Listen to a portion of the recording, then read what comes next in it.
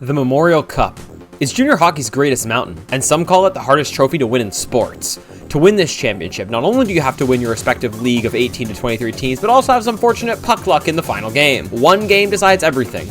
No series, one game.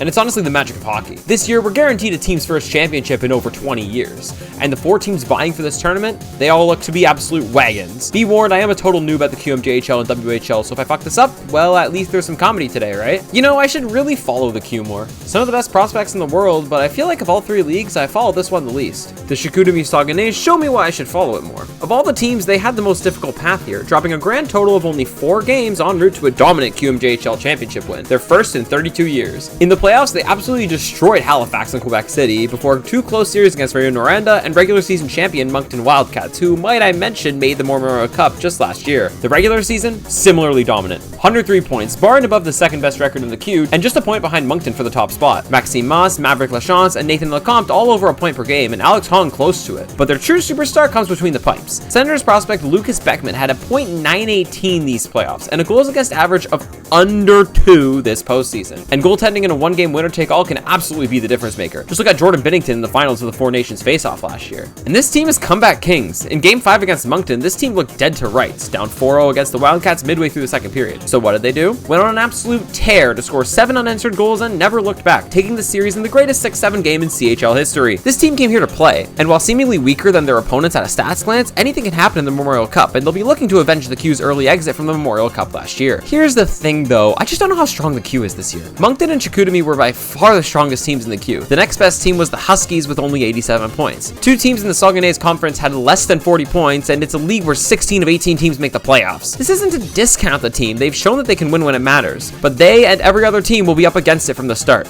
especially considering the team to come out of the OHL. Finally, one of the most hockey-crazed cities in the entire league has another championship to show for it. To fully understand this season, we must step back to September. Kitchener and Guelph were announced as the finalists for hosting the 2027 Memorial Cup, a bid that had been 3 years in the making for the Rangers. For the last several years, through players like Nashville prospect Cameron Reed, this team was preparing to load up for 2027.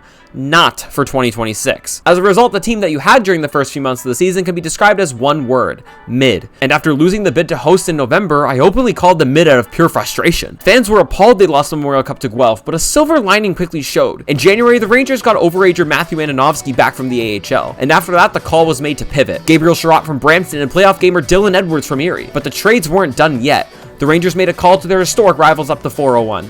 The London Knights. Draft picks? Fuck them. Sam O'Reilly and Jared Woolley to Kitchener. The price may be steep, but fuck it, the time is now. And while their rival Guelph is in the gutter, the Rangers are here to play. After making these trades, the team basically just won everything, leading to one of the most deceiving records in the OHL, yet still finishing atop their Western Conference with a 47-14-5-2 record in arguably the most competitive division in the entire CHL year after year. But can they perform in the playoffs? You bet your ass they can. Sweeping Saginaw in the first round, downing the Sioux in 5, beating Windsor in one of the craziest OHL series I've ever seen in 5 games, and absolutely destroying the Colts in the finals.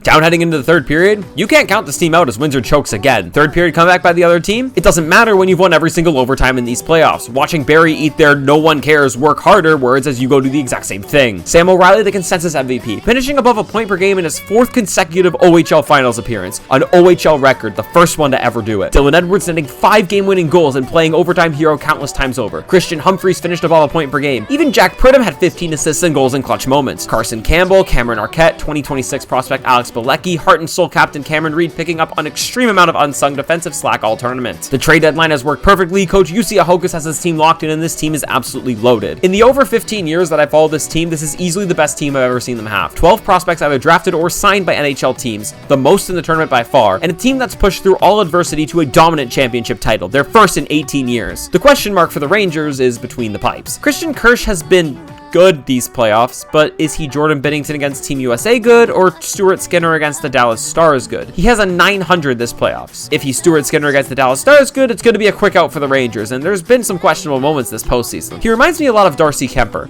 Not the greatest pedigree in the world, but he won a damn cup, and he'll have to be on point to get the Rangers to their first Memorial Cup in 23 years. And the challengers from the Western Hockey League? Oh, they'll be ready. Wagon. That's the only word to describe the Silvertips. A fucking wagon. They all but dominated the WHL playoffs, only losing games to Kelowna and Prince Albert for a 16-2 record. They scored at least 6 goals in a game 3 times against Portland, and despite the closer series against Kelowna, expansion team Penticton, and Prince Albert, the title course was not a concern for them. This team's best player, Landon Dupont. The projected first overall pick in 2027 was over a point per game these playoffs.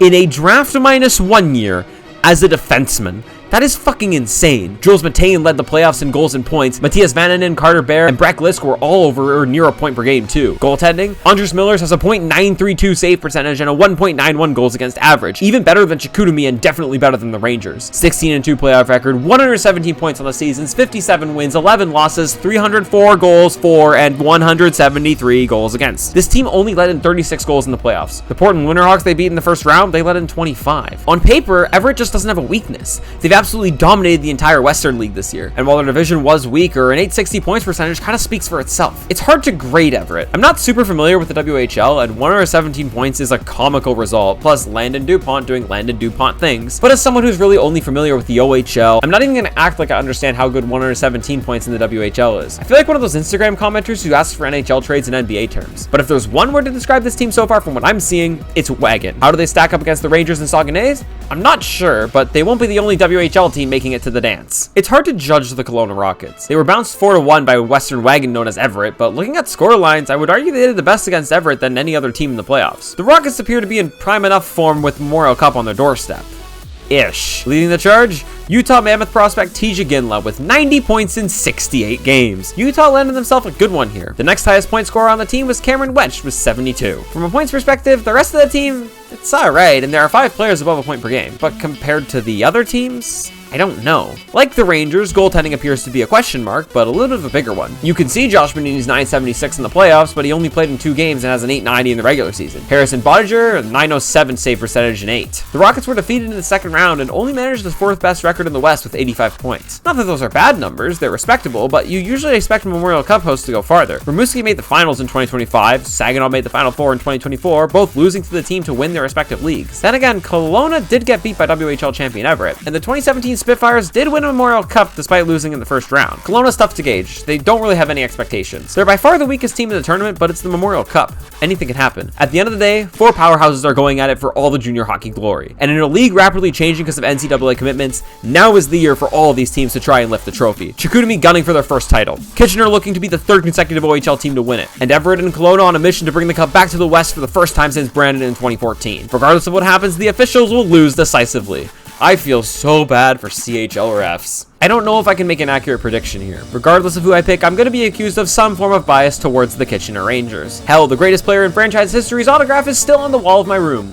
I'm of course talking about Rangers legend and Memorial Cup champion Logan Stanley. Who else? I'd normally give the host team more of a chance. It could be a 2017 Windsor or 2024 Saginaw situation. But I have Kelowna as the first team to be bounced. I think goaltending will win at least 1 game for Chicoutimi, and I think every other team this year is just a fucking wagon. Everett I have straight to the finals. Landed Dupont pulling god mode shit like Evan McKenna did last year. Kitchener will win a gritty semifinals against Chicoutimi. They've shown they can beat teams with strong goaltending, and while Beckman is going to be their biggest test yet, I feel like they can do it. The Rangers have also never missed a Memorial Cup final, and I feel like that trend continues here. The finals to me could go either way. But when I saw Kitchener play Game 2 against Windsor, I said I thought they were going to go all the way. They seriously looked like one of the best OHL teams I'd ever seen. At that moment, I had a feeling they'd win, and I'm sticking with them to go on to win the Memorial Cup. The Kitchener Rangers will win with a Dylan Edwards goal in overtime.